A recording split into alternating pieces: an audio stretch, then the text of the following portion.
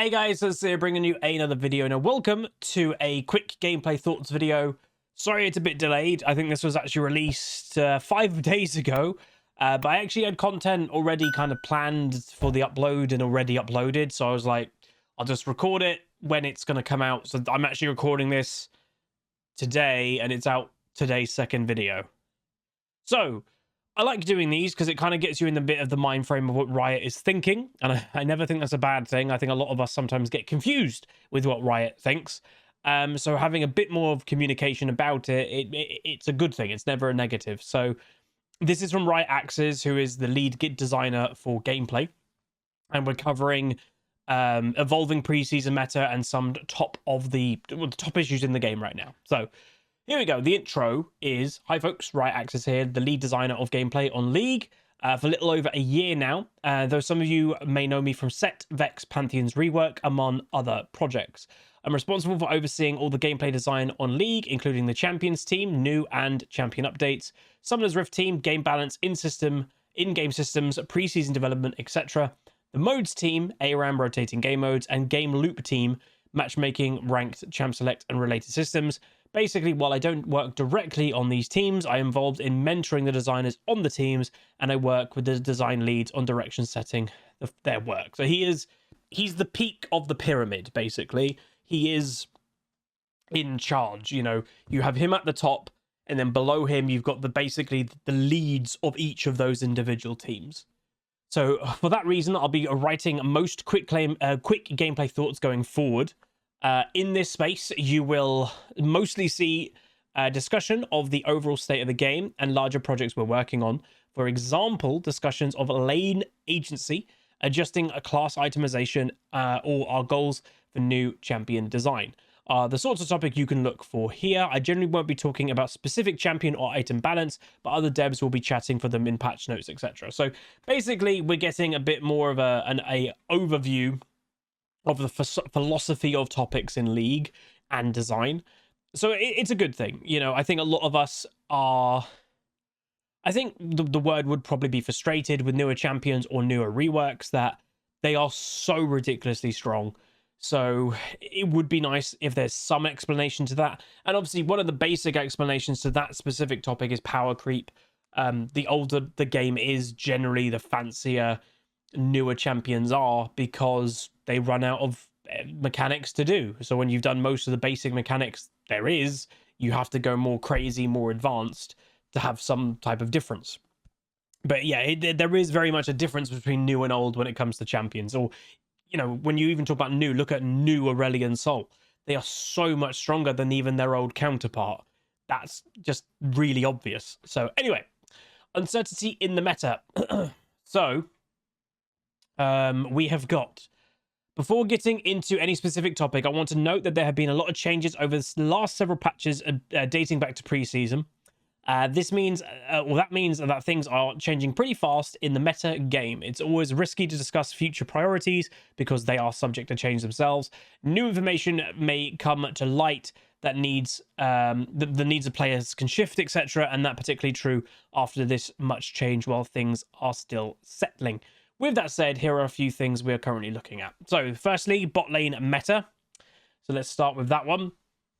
The meta in bot lane is in a weird state with a number of related problems we're trying to solve. Firstly, we're looking at enchanters and AD carry supports and Heimer being too dominant in pro play, and obviously that does also translate into solo queue a bit.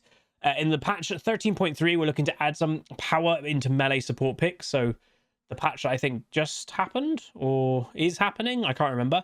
But yeah, they're basically buffing the likes of Braum, Nautilus, etc. to try and bring them a bit back, because they have really been undermined by, dare I say, easier to play supports. You know, enchanters I would put, and I'm not trying to throw shade, enchanters are the easiest to play champions in League of Legends, period. And then obviously AD carry supports, Ashe I guess is the big one. But yeah, there even have been Jhin, Varus, Caitlyn supports happening. Ashe, I think I said Ashe, because obviously a lot of the recent changes and all that stuff. And then Heimer, obviously from Worlds, a very strong, specifically mage pick. That just, you know, I played it a couple days ago in a video. It's very dominant because you get free pressure from your towers. As what they're saying as well, by the way, we're looking at some of the larger systemic solutions, as we don't believe that this is an issue of just champion balance.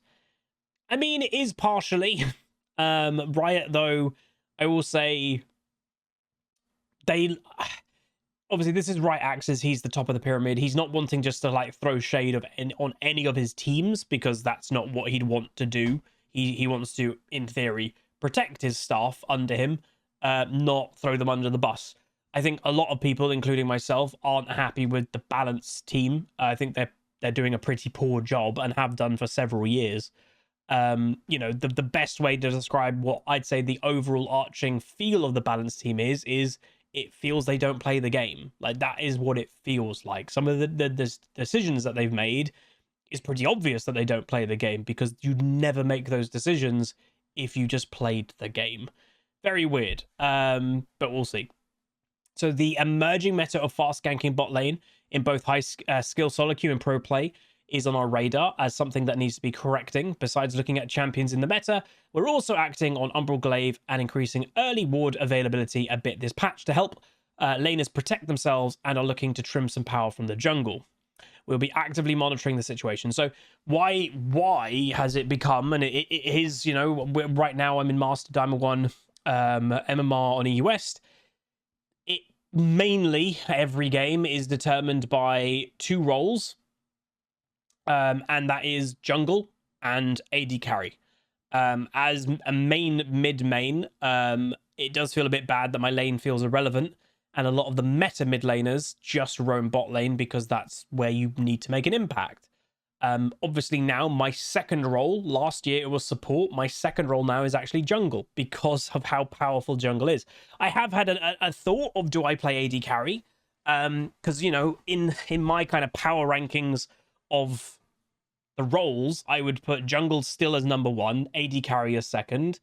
Hell, I'd even potentially put support third because of how powerful bot lane is at the moment. Then I'd probably put mid, then I'd probably put top. In terms of like how much of an impact you can make in a game, each game, on average. And I would say that's a pretty fair ranking system. You know, a support, some people like, how is support over even mid? Supports can directly impact bot, but a lot of supports also directly impact the map.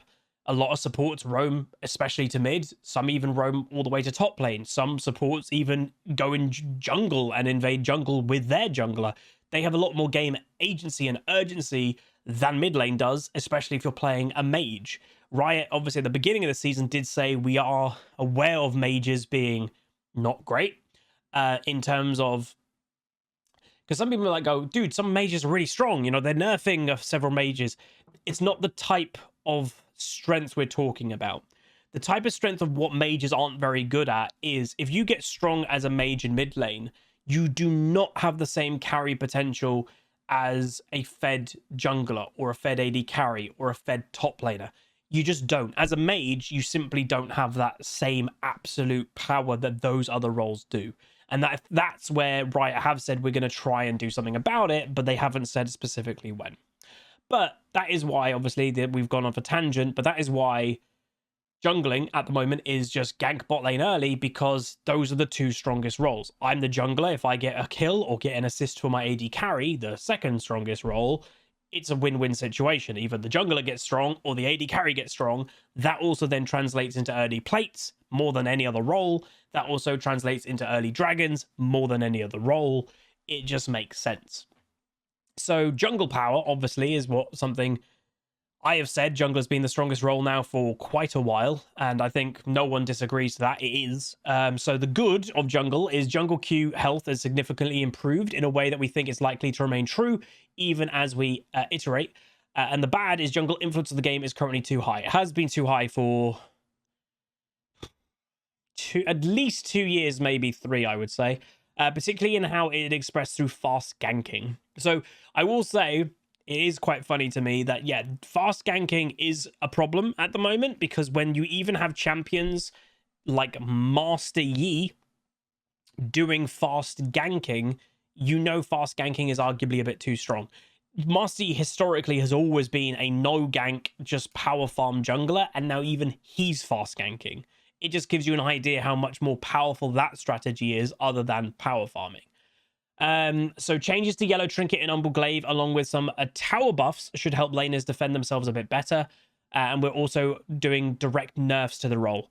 Again, don't underestimate the tower buffs, by the way, because again, the amount of times, especially from what I know in pro play, you just level 2, level 3, dive the enemy bot lane. It happens all the time. It even happens in solo queue. So giving a bit more strength to a tower early, making them a lot more scary, it lessens that potential. And then there's been some question about making power farming more worthwhile in order to reduce how often junglers gank. We're potentially taking a small stab there, but we want to be cautious about anything that increases the net power of the role. But that's an example of the sort of thing that we'll consider as we work through the problems with the role today. I don't think you need to give any other buffs to the role. I think you just need to nerf the role. But I will say the thing with jungle that makes it more powerful partially than any other role is because it has direct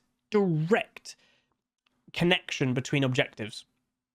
That, you know, it's the one role that can affect all the roles, and it's the one role that has the complete and mainly utter power to objectives. If your jungler is objective focused and goes, I'm taking every Rift Herald, I'm taking every dragon, and the other jungler isn't doing that, guess which team is most likely going to win? It's the jungler that pays attention to the objectives. That's partially the strength of jungle. And maybe they need to lessen the impact of Rift Herald. They need to lessen the impact of dragons. And that will also, in basically nature, lessen the impact of jungle. But I don't know if they'll do that. But anyway, looking ahead. So looking towards the later parts of the year, we are beginning to explore a few spaces. Big disclaimer time, though, is as noted before, we're currently headed into a highly disputed and uncertain meta, and our priorities are very likely to shift as new issues emerge. With that said, these are some of the things that we're considering for the summer after MSI earlier. So after the mid-season invitational, which, by the way, is in London this year. I might try to go. We'll see. So we're looking at Enchanter and general support itemization from a satisfaction standpoint. Enchanters don't have enough options that feel good and are reasonable purchases in enough games. Additionally, supports don't make enough item decisions in the first place, so there's a lot of weight on the ones that get to make the role being compelling, and not sure what tactics. So what I would say about, you know, I'm not trying to just attack Enchanter support players, but on average, even the ones that are, you know, you could call them the good Enchanter supports in Diamond 1 Master MMR, they are playing the exact same way every single game. They don't change how they play. They build exactly the same. They don't really do anything different. You know, the Lulus play the same way every game. The Sorakas play the same way every game because they don't need to play different. They've had a bit too much freedom, is what I'd say, for a while, and that might go against, you know, they're saying they don't have item options. That's the point. They haven't needed item options because they've had a lot of strength. So I think reducing strength of Enchanter supports isn't a negative. On average, if you look at most solo queue games, it's just full of Enchanter supports. And, you know, I'm sure there'll be some people going like, oh, I made Nami, why are you wanting to nerf it? She's been nerfed enough. It's not that I would nerf Nami or specifically any Enchanter support. It's just they have been so dominant now for quite a while. So you know, most classes in the game go through peaks and troughs. Some classes less so than others. But it has felt like Enchanters have been at the peak of the role of support for quite a while. You know, when was the last time that you saw Brom in most games? Years. It just hasn't happened. You've seen like Nautilus quite often because he has got a lot of good engage, but you haven't even seen much Leona. You've just seen the same Enchanters all the time, and it's a bit boring, but there's that. So another area is they're actually talking about mages, is the exploration of state of mages in mid lane. Mages have generally been falling in play rates and general satisfaction for a while. As a mage player, many of them have moved to support instead, but when we poll players on champion frustration, mage supports are reported as among the most frustrating champions to play against in the entire game. That I can completely get. Some of the topics we've discussed internally include item satisfaction, Tools to protect yourself as an immobile champion being ganked in mid lane. Oh, I know that one. And how important roaming is to the success of a mid lane. That also, those two last ones especially, you can see them in my videos. I get camped and ganked all the time, and a lot of my champions are immobile mages. It's very frustrating. And also, I don't like roaming. I know it's a very old way to think of it, but I'm playing mid lane. I don't want to spend most of my lane phase time out of mid. And that's why I don't really like Katarina players or Kiana players, because they don't play for mid. It's a different role to me. Like, you're not playing mid lane, and that's kind of my vibe. So, and what I also say is this strength that roaming has is insane compared to staying in lane. If a Katarina just ignores mid, goes bot lane, gets a double kill, I'm screwed in mid. But there's got so much strength in doing that. So it's nice that they're actually saying that it is partially a problem. But yeah, no, mages have kind of deteriorated a lot in satisfaction. And partially, I will say, it is because the rise of, dare I say, and this is only my opinion, and you can agree or disagree, the more anti-skill playstyle of ignoring mid. You know, it's literally what I've just said, is it is frustrating to play against a Katarina who isn't laning and is just perma roaming, and that's frustrating because a lot of mages don't even have that amazing wave clear to stop or even get anywhere close to stopping a Katarina to push or roam a lot. Because to stop her, in theory, you'd want to push your wave in all the time, but a lot of mages are so weak in the early game, you don't have that absolute push to keep the tower permanently being bombarded by minions. And if a Katarina was just ignoring mid lane, oh, their tower's gone in 10 minutes. A mage can't do that. They don't have the strength. So it would be nice if mages do get a little bit of love in that area. I'm not asking for their damage to go up pretty much in any other in any way. I'm just asking satisfaction to go up. You know, some mages are very strong. You know, some, as we've said, are getting nerfed in this upcoming patch. That's not why it's not satisfying. You know, I'm slowing down playing Anivia because of how much I'm being camped. It's frustrating, and that is one of their points that they've even said here, right here. Protect yourself as an immobile champion being ganked in mid lane. It's frustrating. That's the point, is playing a mage is frustrating. So it's actually quite nice them saying that, so that's cool. And that's it for now. Hopefully this gives you a sense. So in essence, things that they're looking to change is bot lane. It's quite powerful, and it's quite obvious that whichever bot lane does better generally has the strength in the game. The same for the jungler. Junglers have got too much strength, and then they're looking to not make enchanter support so dominant, and then also trying to make satisfaction for mages better. So overall, this is quite nice. They're saying a lot without really saying much, is what I would say, and that's kind of what Riot does in these kind of blogs. They're just giving you an idea of where their head is, which is fine. It's better than nothing. And as mainly a mage player, I'm happy to see them mentioned. I honestly thought it'd be next preseason is when we'd actually get any changes to mages, but maybe it'll be just after MSI. Maybe it'll be usually around mid-season. We have a bit of a bigger patch. And, you know, with the new split system, we've got officially split 1 in ranked and officially split 2 in ranked, and you'll have a partial reset in the middle of the year. Maybe that'll be a bit of a bigger patch that mages then will have the bit of love that hopefully makes them feel a bit better. I honestly don't know how they're going to do, especially of the points that they made about mages. I don't honestly know how they're going to do this one the most. Tools to protect yourself as an immobile champion being ganked. You know, AD carries got Gale Force. I don't know if they can make an item like that. You know, hell, obviously there's Rocket Belt, but it's a bit different.